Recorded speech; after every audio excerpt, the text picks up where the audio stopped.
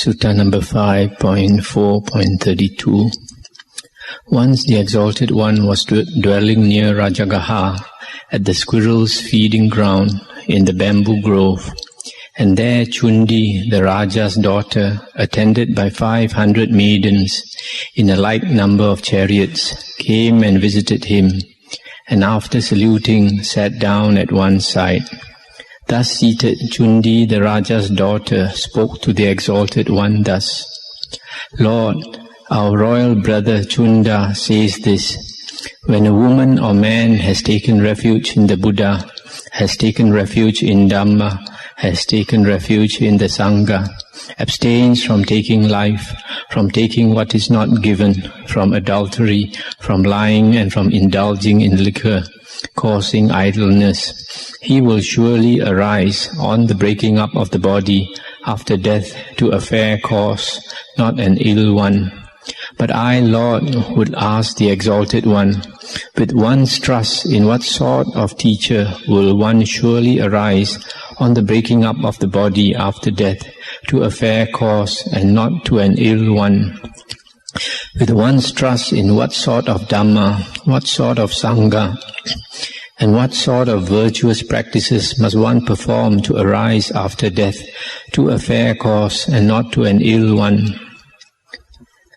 Whatsoever beings there are, Cundi, whether footless, two-footed, four-footed, or many-footed, whether with bodies or without, conscious or unconscious, or neither conscious nor unconscious, of them the Tathagata, the Arahant, the perfectly enlightened one, is declared the best.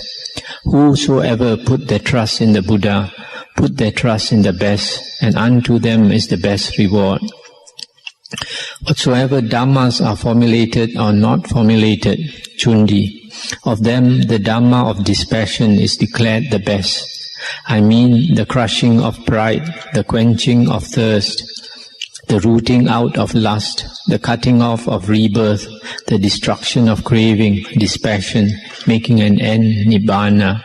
Whosoever put their trust in this Dhamma, put their trust in the best, and unto them is the best reward. Whatsoever Sangha or communities there are, Cundi, of them the Sangha of the Tathagata's disciples is declared the best. That is to say, the 4 pairs of men, the 8 persons, that community of disciples of the Exalted One, which is worthy of offerings, worthy of gifts, worthy of oblations, fit to be reverently saluted, the world's peerless field for merit. Whosoever put their trust in this Sangha, put their trust in the best, and unto them is the best reward.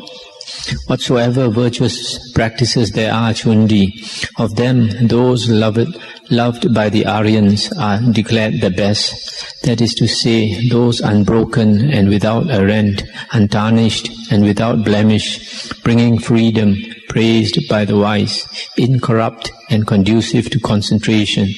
Whosoever perform the virtues loved by the Aryans perform the best, and unto them is the best reward. That's the end of the sutta. So here the Buddha is saying that the best teacher to follow is the Buddha himself, not any other teacher.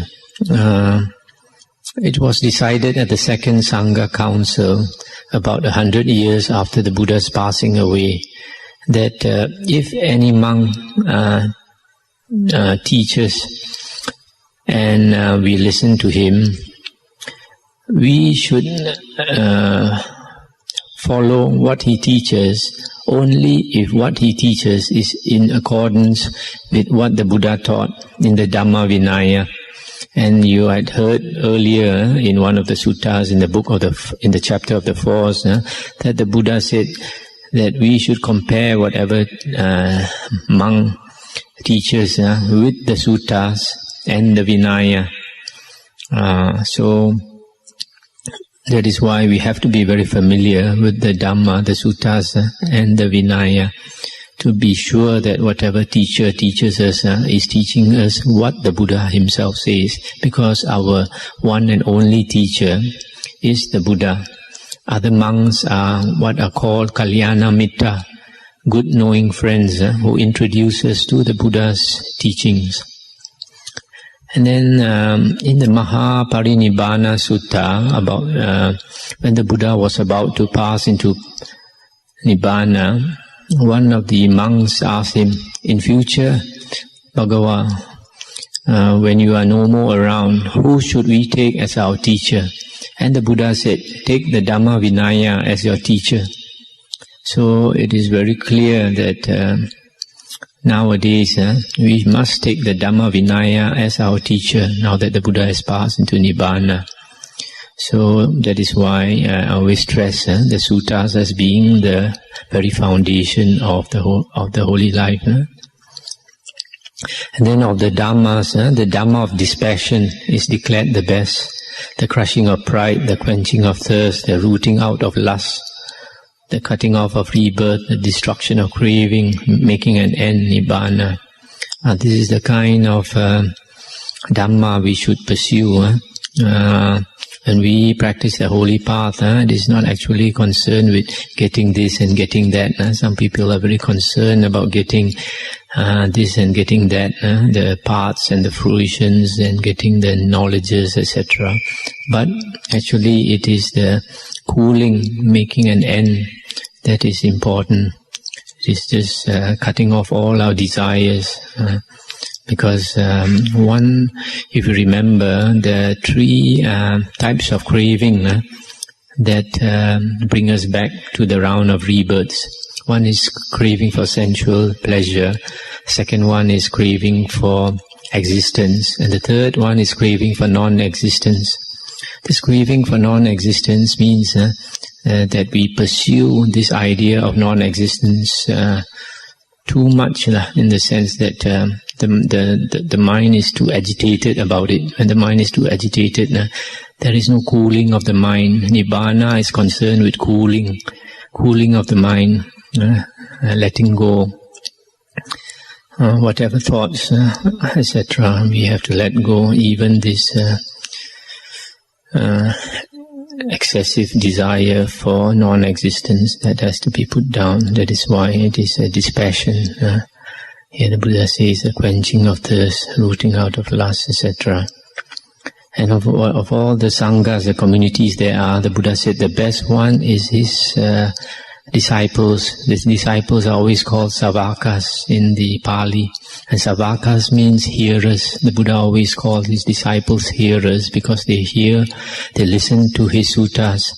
And because of listening to his suttas, his teachings, they have unshakable faith in the Buddha, Dhamma and Sangha. That is why the Buddha generally refers to his disciples as being Aryan disciples. Once you have a very good foundation in the Dhamma, in the teachings of the Buddha, it is natural that a person from there becomes an Arya. And here the Buddha says the 4 pairs of men, the 8 persons. The Aryans are always 8 persons. It is not 4 persons. It's always 8 persons. And that's about the comments I like to make. And the last one is the precepts. We have to keep the precepts, the virtues, and that is the Aryan virtues, the precepts that are laid down by the Buddha.